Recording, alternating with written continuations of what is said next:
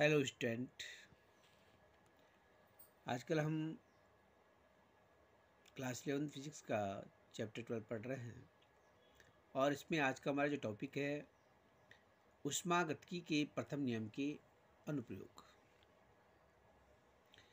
पहला है समतापी प्रक्रम। नाम से पता चल रहा है यहाँ पर समतापी यानी कि ताप क्या रहेगा, समान रहेगा, नियत रहेगा। तो जब ताप समान रहता है तो जो आदर्श गैस होती है उसका जो आंतरिक ऊर्जा होगी, ताप नियत रहने पर आदर्श गैस की आंतरिक ऊर्जा भी नियत रहती है। ठीक है। समतापी प्रक्रम में निकाय का ताप नियत रहता है। आदर्श गैस की आंतरिक ऊर्जा केवल ताप पर निर्भर करती है, अतः ताप नियत रहने पर आंतरिक ऊर्जा भी नियत रहेगी। तो du बराबर 0 हो जाएगा। ऊष्मागतिकी के प्रथम नियम से dq बराबर dw प्लस du, डी को मान 0 रख दिया हमने यहाँ पर, तो dq बराबर हो जाएगा dw।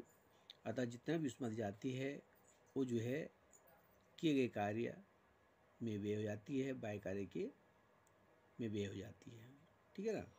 तो इसको लिख देंगे, अतः समतापी प्रक्रम में आदर्श गैस को दी गई संपूर्ण ऊष्मा उसके द्वारा किए गए कार्य के बराबर होती है। अगला आपके पास है रुद्धोष्म प्रक्रम। इस प्रक्रम में न तो ऊष्मा निकाय के बाहर जाती है और न ही ऊष्मा निकाय के अंदर आ सकती है। ठीक है, निकाय के अंदर प्रवेश करती है। तो dq बराबर 0। यहाँ पे ऊष्मागतिकी के प्रथम नियम से लेते हैं, तो dq बराबर dw प्लस du, dq का मान 0 हो गया है, तो 0 बराबर dw प्लस du, और इसको इधर पक्षांतर करेंगे तो क्या होगा, dw बराबर माइनस du। ठीक है, और du बराबर हो जाएगा माइनस dw। अगला प्रक्रम है चक्रीय प्रक्रम। चक्रीय प्रक्रम भी नाम से पता चल रहा है कि पूरे चक्र के बाद अपनी पूर्वावस्था में आना, पूरा घूमने के बाद, पूरा एक चक्कर मारने के बाद कहाँ पे आना, अपनी पूर्वावस्था में आना। ठीक है। जब कोई निकाय विभिन्न अवस्थाओं से गुजरता हुआ अपनी प्रारंभिक अवस्था में आ जाए तो इस प्रक्रम को चक्रीय प्रक्रम कहते हैं। चक्रीय प्रक्रम में आंतरिक ऊर्जा में परिवर्तन शून्य होता है। आंतरिक ऊर्जा में कोई भी परिवर्तन नहीं होता है। ठीक है। डी बराबर 0। ऊष्मागतिकी के प्रथम नियम से dq बराबर dw प्लस du, डी को मान 0 रख देंगे, तो dq बराबर dw। तथा चक्रीय प्रक्रम में निकाय को दी गई ऊष्मा किए गए कार्य के बराबर होता है। अगला आपके पास है समआयतनी प्रक्रम। समआयतनी, इसे नाम से आपको जो है विदित हो रहा होगा, समआयतनी यानी कि आयतन क्या रहता है, समान रहता है।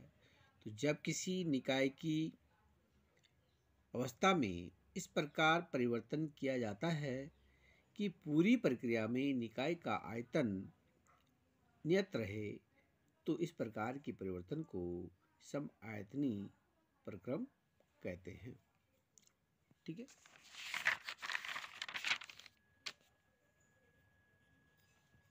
dv बराबर 0, तो यहाँ पे जो कार्य निकालेंगे dw बराबर हो जाएगा p इंटू डी वी, और dv इधर को 0 है तो p इंटू 0, dw बराबर 0।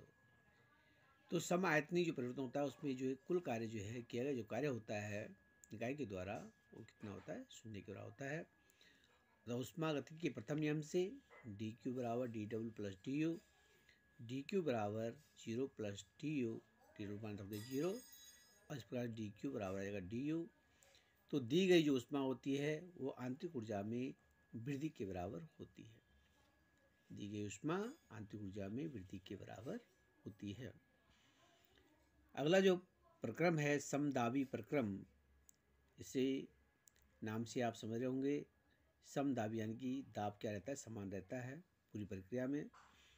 तो जब किसी निकाय की अवस्था में इस प्रकार परिवर्तन किया जाए कि पूरी प्रक्रिया में निकाय का दाब स्थिर रहे, तो इस प्रकार के परिवर्तन को समदाबी प्रक्रम कहते हैं। P बराबर नियत, यहाँ पे की P क्या है, नियत है, ठीक है। और डी डब्ल्यू बराबर P इंटू डी वी के बराबर हो जाएगा, किया गया कार्य P इंटू डी वी के बराबर हो जाएगा। तो इस प्रक्रम में जो दी गई ऊष्मा होती है वो किए गए कार्य में का एक भाग किए गए कार्य में और शेष भाग जो है आंतरिक ऊर्जा में वृद्धि में व्यय होती है। अतः ऊष्मागतिकी के प्रथम नियम से डी क्यू बराबर D W plus D O, ठीक है।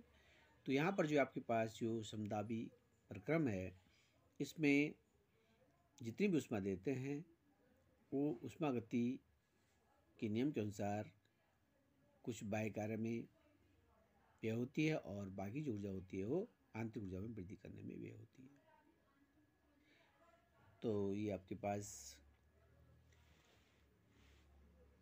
5 ऊष्मागतिक के अनुप्रयोग थे, तो आप इन्हें जो है ध्यान से समझ लीजिए। ये भी परीक्षा में पूछे जाते हैं। परीक्षा दृष्टि से वैसे तो हर पार्ट जो है इम्पोर्टेंट होता है और आपको सभी के बारे में जो ज्ञान होना जरूरी है। कहीं से भी कुछ भी पूछा जा सकता है, इसलिए आप पढ़ते रहिए, समझते रहिए और भौतिक विज्ञान को मिल कर के आप और हम करके सीखेंगे। ओके।